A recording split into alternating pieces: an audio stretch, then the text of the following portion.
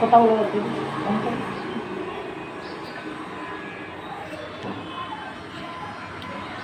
এগুলো দেখেন, এগুলো দেখেন এই যে কাকের বাচ্চাটা দেখছে, ওর পর 3-4 দিন আগে গাছ থেকে পড়ে গেছে দেখেন।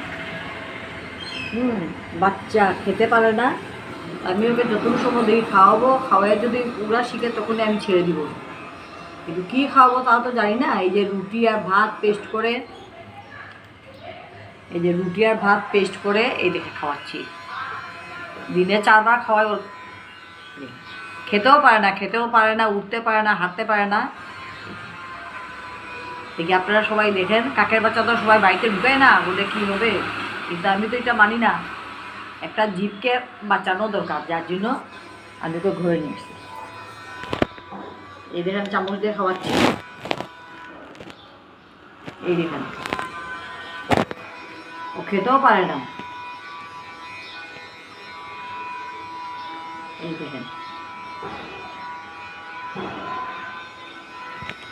খাওয়ার পরে যে ছাড়বো, খাওয়ার পরে যে পিঞ্জিরা আছে পিঞ্জিরাতে ছাড়বো, আমি নিচেই ছাড়বো। হেঁটে হেঁটে হাঁটতে থাকে কিন্তু উঠতে পারে না। 3 ঘন্টা পর পর খাওয়া দিই।